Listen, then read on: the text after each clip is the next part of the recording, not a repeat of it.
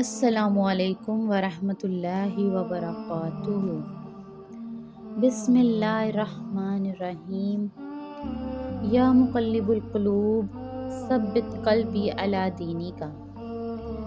اے دلوں کو پھیرنے والے، تو میرے دل کو اپنے دین پر ثابت قدم رکھنا۔ آپ سے گزارش ہے کہ میرے چینل قرآن اسپرٹ کنیکٹ کو سبسکرائب کر لیں تاکہ قرآنی آیات کی اپ کمنگ ویڈیوز کے نوٹیفیکیشن آپ کو ملتے رہیں۔ سورۃ البقرہ آیت نمبر 128 سے 132۔ اعوذ باللہ من الشیطان الرجیم، بسم اللہ الرحمن الرحیم۔ سورہ البقرہ آیت نمبر 128۔ ربنا وجعلنا، اے ہمارے رب اور ہمیں بنا دے، مسلمینی فرما بردار، لک ومن ذریتنا، اور ہماری اولاد میں سے، امت مسلماتن فرما بردار، لک وارنا، اور ہمیں دکھا، مناسکنا حج کے طریقے، وتب علینا، اور توبہ قبول فرما ہماری، انکا انت، بے شک تو، التواب الرحیم، توبہ قبول کرنے والا اور رحم کرنے والا ہے۔ اے ہمارے پروردگار، ہم دونوں کو اپنا فرما بردار بنا لے اور ہماری نسل سے بھی ایسی امت پیدا کر جو تیری پوری تابع دار ہو، اور ہم کو ہماری عبادتوں کے طریقے سکھا دے اور ہماری توبہ قبول فرما لے۔ بے شک تو اور صرف تو ہی معاف کر دینے والا اور بڑی حکمت والا ہے۔ ربنا وابعث فیہم، اے ہمارے رب تو بھیج ان میں، رسولاً ایک رسول، منہم ان میں سے، یتلو علیہم وہ پڑھے ان پر، آیاتک تیری آیتیں، ویعلموہم الکتاب اور انہیں تعلیم دے کتاب کی، والحکمت اور حکمت کی، ویزکیہم اور انہیں پاک کرے، انکا انت، بے شک تو، العزیز الحکیم، غالب اور حکمت والا ہے۔ اور ہمارے پروردگار ان میں ایک ایسا رسول بھی بھیجنا جو انہی میں سے ہو، جو ان کے سامنے تیری آیتوں کی تلاوت کرے، انہیں کتاب اور حکمت کی تعلیم دے اور ان کو پاکیزہ بنائے۔ بے شک تیری اور صرف تیری ذات ہی وہ ہے جس کا اقتدار بھی کامل ہے، جس کی حکمت بھی کامل ہے۔ حضرت ابراہیم علیہ السلام جب حضرت اسماعیل علیہ السلام کے ساتھ مل کر خانہ کعبہ کی تعمیر فرما رہے تھے، تب انہوں نے یہ دعا فرمائی۔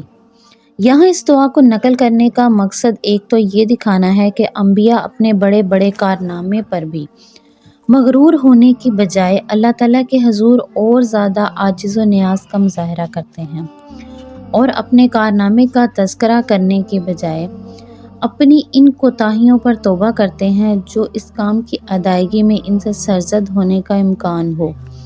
دوسرا، ان کا ہر کام صرف اللہ تعالیٰ کی رضا جوئی کے لیے ہوتا ہے، یعنی اللہ تعالیٰ کی رضا حاصل کرنے کے لیے ہوتا ہے، لہٰذا وہ اس پر مخلوق سے تعریف کرانے کی فکر کی بجائے اللہ تعالیٰ سے قبولیت کی دعا مانگتے ہیں۔ تیسرا، یہ ظاہر کرنا مقصود ہے کہ ان حضرت صلی اللہ علیہ وآلہ وسلم کی تشریف آوری حضرت ابراہیم علیہ السلام کی دعا میں شامل تھی، اور اس طرح خود حضرت ابراہیم علیہ السلام نے یہ تجویز دی تھی کہ آپ بنی اسماعیل میں سے مبعوث ہوں، نہ کہ بنی اسرائیل میں سے۔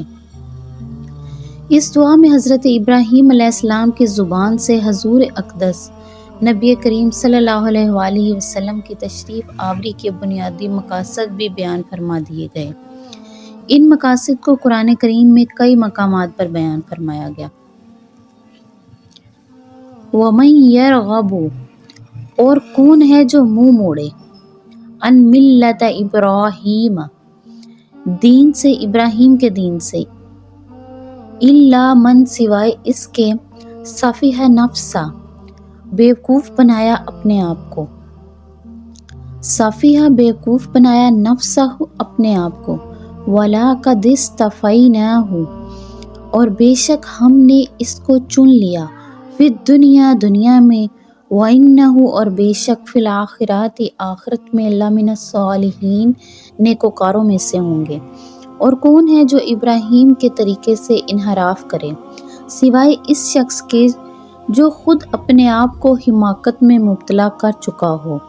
حقیقت تو یہ ہے کہ ہم نے دنیا میں انہیں اپنے لیے چن لیا تھا اور آخرت میں ان کا شمار صالحین میں سے ہوگا۔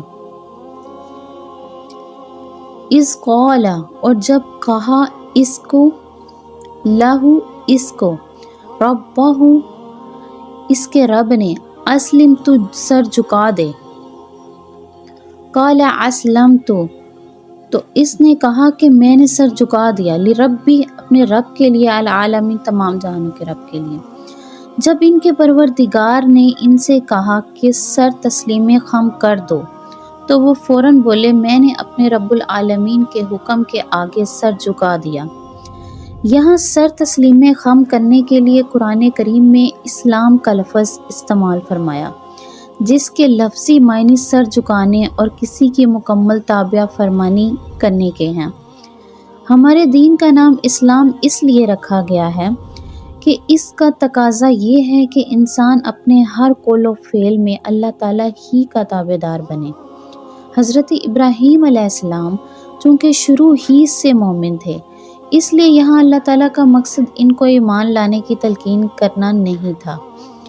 اسی لیے یہاں اس لفظ کا ترجمہ اسلام لانے سے نہیں کیا گیا، بلکہ اگلی آیت میں حضرت ابراہیم علیہ السلام کو جو وصیت اپنی اولاد کے لیے مرکوز ہے، وہاں اسلام کے مفہوم میں دو باتیں داخل ہیں: دین برحق پر ایمان رکھنا بھی، اور اس کے بعد اللہ تعالیٰ کے ہر حکم کی تابع داری بھی۔ اس لیے وہاں لفظ مسلم ہی استعمال کیا گیا۔